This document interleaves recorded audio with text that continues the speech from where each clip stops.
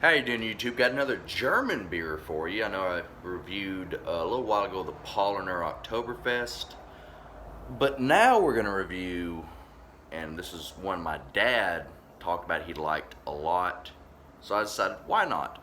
Bitburger. It's says right here premium pills. So this is a Pilsner beer from Bitburger, Germany. At least that's what it says on the back here. Bitburger Brau Group A. Yeah, my German's not that good. Anyway, imported by St. Killian Importing Company, Everett, Massachusetts, excuse me. And one good thing about this is this beer, since it's brewed in Germany, and it even says it here on the bottle, it is brewed using the Reinheitsgebot kind of deal, the German purity laws.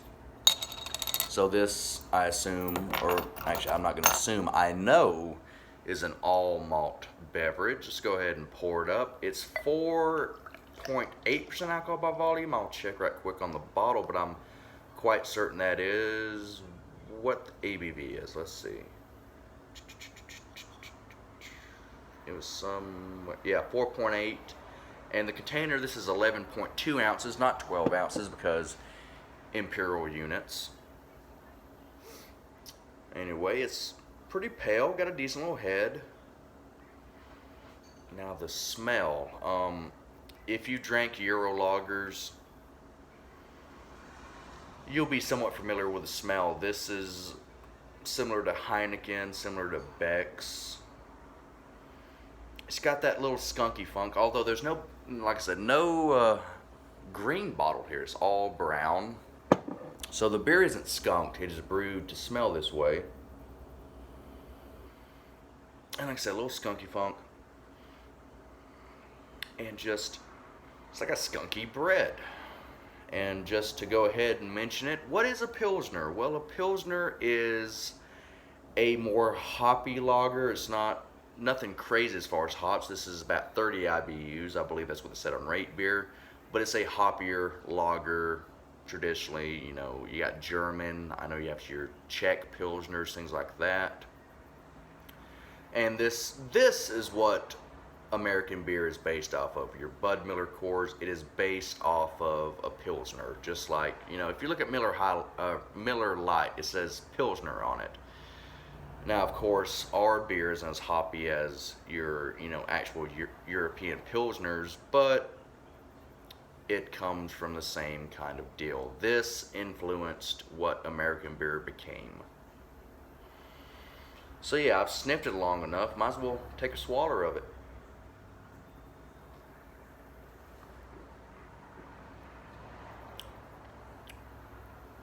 Alright, so it's definitely a sessionable beer.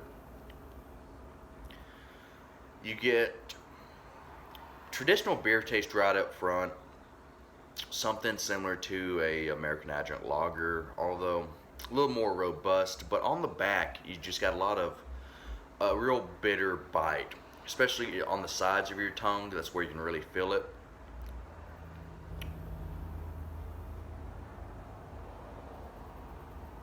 I'm sitting here trying to think of ways to describe this. It's hoppy. It's not IPA territory hoppy, but this is definitely, if all you drink is, Budweiser, Miller High Life, and Coors Banquet, you're gonna drink this and go, ooh, what's that? And the hop character does sit on the palate a little bit. Most, like I said, on the sides. In the middle, I don't really get a bitterness, but on the sides, it's almost like if you ever ate sour candy, you got that just kind of that mouth feeling, and that's what I'm getting with this, that bitterness.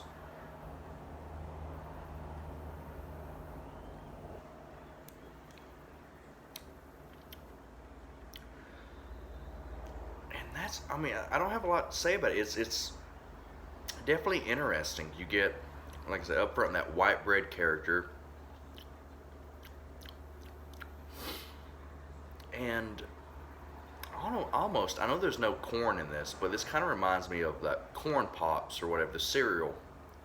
You get white bread and it transitions almost to that flavor for a split second, and then you get the hops, and that's, you get that bitter finish that helps dry the whole beer up, so it's not real heavy.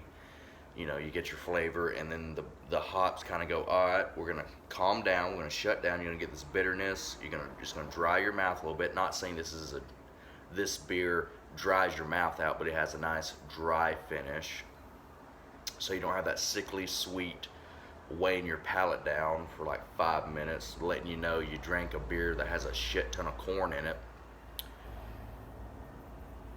Yeah, it's just, I don't know. Euro lagers for me have just always been hard to describe.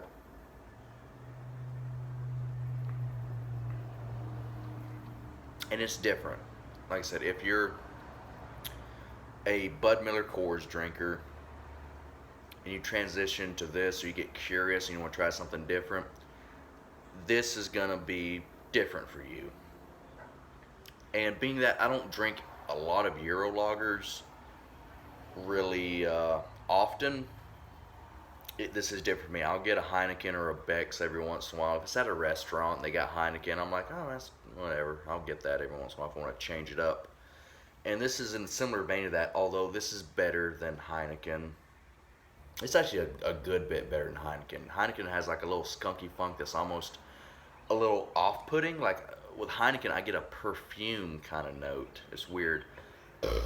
Now, I do like Beck's. I don't drink it a lot, but when I do drink it, I do enjoy it.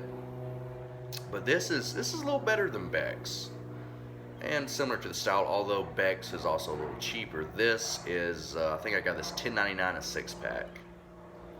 So a little on the pricier side, but when I buy beer, let me get another chug. This is very good. I'm not gonna lie, and very refreshing. You can drink a lot of these if you care to.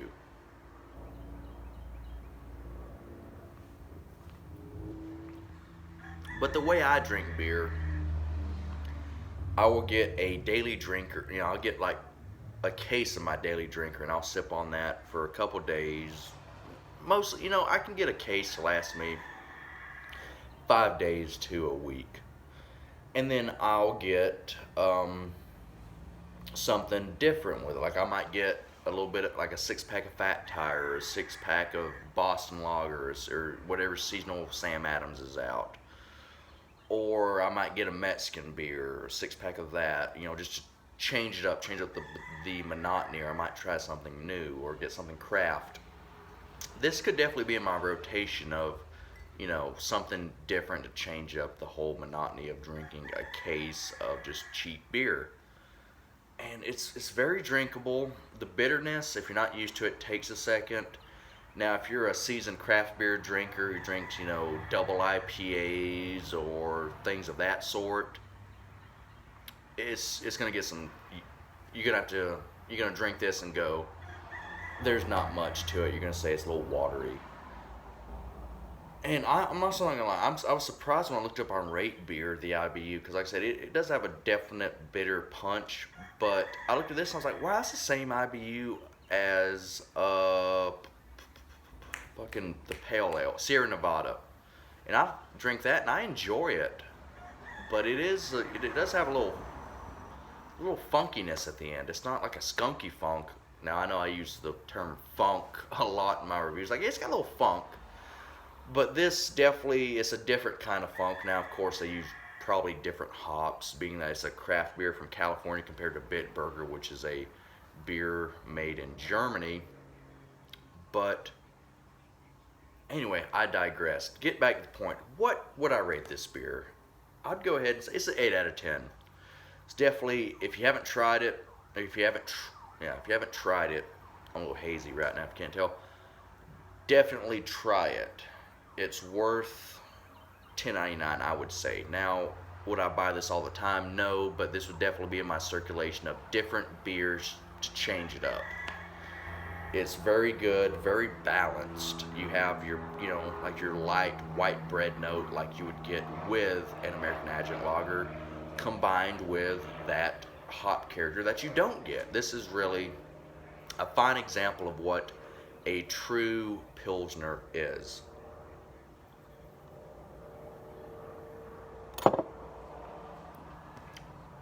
So yeah, 8 out of 10. Like, rate, and subscribe if you care to. If you don't, whatever. Make sure to spade neuter your animals. Kill your local pedophile first and foremost. And have yourself a nice day and a pleasant tomorrow. And the video doesn't want to stop. Anyway, y'all have a nice day.